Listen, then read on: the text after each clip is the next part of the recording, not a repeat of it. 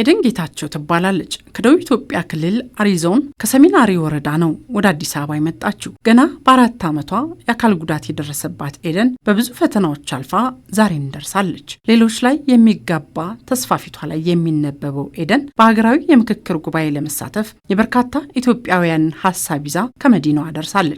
አካታች በሆነው የምክክር ጉባኤው በአካል ጉዳት የሚመስሏትንና የሌሎች የኢትዮጵያን ወገኖች ችግር በግልጽነት መክሮ የመፍታት እድሉን አግኝታለች እና በእርግጥም ምክክሩ አካታች መሆኑን ትመሰክራለች። አካል ጉዳተኝነትን ሴትነትን አሸንፌ የ9 ወር ልጄን ይዤ እዚህ መድረክ ላይ ተገኝቻለሁ። በጣም ደስተኛ ነኝ። ለምን የሀገር ጉዳይ ነው። ለምን ለሀገር ጉዳይ አንቺ ታስፈልጊያለሽ ተብዬ ህዝቤን ወክዬ ሴቶችን ወክዬ አካል ጉዳተኛን ወክዬ እስከ ተመረጥኩኝ ድረስ መልእክቱን አጀንዳውን 8ቱን አጀንዳ ለምን እንትን ለማድረግ ለማስተላለፍ እዚህ ቦታ ላይ ተገኝቻለሁ። በጣም ደስ ብሎኛል። እኩልነቴን ያረጋገጥኩበት ነው አንደኛ ማለት ነው። ለምን ሀገራዊ ምክክር አካታች ነው ስል አካታች ነው ሲባል አካታች በወረቀት ላይ ብቻ ሳይሆን በአንደበት ብቻ ሳይሆን በተግባር እያየን ያለው ነገር ነው። ልክ እንደ ኤደን ሁሉ በታሪክ ለመጀመሪያ ጊዜ በሚካሄደው የምክክር ጉባኤ ላይ ለመሳተፍ እድሉን በማግኘታቸው ከፍተኛ ሀገራዊ ስሜት እንደፈጠረባቸው ከተለያዩ ክልሎች የመጡት ተወካዮችም ሀሳባቸውን አጋርተውናል። ለኔ የተለየ ቀን ነው። ታሪክ የምጽፍበት ለልጆቼ የተሻለች ሀገር፣ ሰላም ያላት ሀገር፣ ራሷን የጠበቀች ሀገር ልክ መሪዎቻችን ተክተው እንደሚሰሩት ሁሉ ከመሪዎቻችን ጎን ቆመን ደግሞ ሀገራችንን ለማስቀጠል የምንወያይበት ምዕራፍ ነውና ለኔ የተለየ ጊዜ ነው። ታሪካዊ ሰው ነኝ ብዬ ነው ማምነው። የሚታወቀው ከዚህ በፊት በጠመንጃ ዙሪያ ነበር። አሁን ግን ቁጭ ብለን እንድንወያይ ይሄ እድል ተገኝቶ እኔም እዚህ ጋር መገኘቴ ደግሞ አንድ እንደወጣት እድለኛ መሆኔን ይሰማኛል። እዚህ ታሪክ ላይ ተሳታፊ በመሆኔ በጣም ደስተኛ ነኝ። በምክክር ጉባኤው ላይ በሰከነና ከስሜታዊነት በራቀ መልኩ መደማመጥ በተሞላበት ስሜት የልዩነት ምንጭ የሆኑ ችግሮችን መፍታት እንደሚገባ አጽንኦት የሰጡ ሲሆን የምክክር ጉባኤው ስኬታማ እንዲሆን የበኩላቸውን አስተዋጽኦ ለማበርከትም ቁርጠኛ መሆናቸውን አረጋግጠዋል። ግጭቱ መጣላቱ ብሔር ተኮር መሰረትን ያደረገ ግጭት መጣላት ይሄ ነገር በፍጹም ከዚህ በኋላ የማይከሰትበትን መሰረት ጥለን መሄድ መቻል ያስፈልጋል። ምክንያቱም ሰፈራዊ የሆነ አመለካከት ነው ለግጭት ተዳረገን። የግል ጥቅም ለማሳካት ሲገን ነው እኔ የበላይ ልሁን፣ አንዱ ብሔር እኔ የበላይ ነኝ፣ እኔ ነኝ የሚሻለው፣ እኔ ነኝ ለዚህ ነገር የሚጠቅመው የሚል አመለካከት ነው ሲያገዳድልን የነበረው። ግን አሁን የምንሻለው ሁላችንም ነን የምንሻለው። ሁላችንም ለሀገር እናስፈልጋለን። ይሄንን ታሪካዊ ምክክር በውጤታማነት ለማሳካት ሁሉም ሰው ከልቡ ሀሳብ ማንሳት አለበት። የግጭት መንስኤ ይሆናሉ የተባሉ ጥያቄዎች፣ ልዩነቶች በደንብ ውይይት መደረግ መቻል አለባቸው።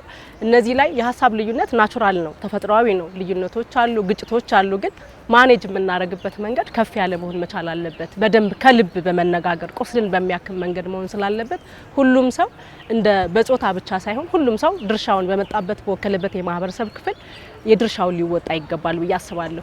ኢትዮጵያ ሀገራችን የሰላም ተምሳሌት እንጂ የግጭት ተምሳሌት መሆን የለባትም። እኛ ተሳታፊዎች ደግሞ ቁጭ ብለን ስንወያይ ያንዱን ቁስል ማከክ ሳይሆን ያ የታከከው ቁስል እንዴት ነው የሚደፈነው? ህመሙን እንዴት ነው የምናድንለት? ኢትዮጵያ ታሟለች። በትውልድ ላይ የተሰረጸ መጥፎ አመለካከት አለ። ያንን እንዴት ነው የምናወጣው? እንዴት ነው ቁጭ ብለን ተረጋግተን ረጋ ብለን ያንዱን አዳምጠን ከደቡብ የመጣው ከኦሮሚያ የመጣው ከአማራ የመጣው ከትግራይ የመጣው ከአዲስ አበባ የመጣው ሁሉም በጋራ ቁጭ ብሎ ከእኔነት በዘለለ እኛነትን አቅፈን ኢትዮጵያዊነት ተሳስበን ተንሰላስለን ተሳስረን ሀገራችንን እናድናት። የምክክር ጉባኤው ከፍተኛ ተስፋ የተጣለበት በመሆኑ ለአፍሪካ ምሳሌ በሚሆን መልኩ በማከናወን ታሪክ መጻፍ ይገባል ነው ያሉት። ለመጪው ትውልድ ቁጭ ብሎ የሚመካከር በምክክር የሚያምን ትውልድ ምናተርፍበትና ይሄ ውይይት ደግሞ ኢትዮጵያ ምን ያክል ለሰላም ፍላጎት እንዳላት ለሰላም በሮቿ ክፍት መሆኑን ኢትዮጵያውያን ተነጋግረው ተመካክረው ችግሮቿን መፍታት በራሷ እንደምትችል ለሁሉም ዓለማት ምናዳምጥበት ሁሉም ጆሮአቸውን ሰጥተውን ዓለም ጆሮአቸውን ሰጥተውን እኛም በምክክር አምነን በምክክር የምንጨርስበት መሆኑን ተስፋ አደርጋለሁ። ምክክራችን ፍጻሜው እንዲያምር ኢትዮጵያ ታላቅ ሀገር ያድዋ በቀኝ ግዛት ያልተገዛች ሀገር ኢትዮጵያ ማንም ወራሪ ያልወረራት ሀገር ነገር ግን ትናንሽ ግጭቶች ተጋነው የሚወሩባት ትናንሽ እርስ በርስ የምንጋጫቸው ግጭቶች ኢትዮጵያውያን እኮ ይጋጫሉ፣ ኢትዮጵያውያን እኮ አይስማሙም፣ ይሰራሉ ግን አይስማሙም የሚል አባባልን ቀርፈን ዓለም ወደ ኢትዮጵያ ፊቱን የሚያዞርበት ኢትዮጵያውያን ተነጋግረው ተመካክረው ውጤት አምጥተዋል፣ አንድ ሆነዋል፣ አንድነት መስርተዋል።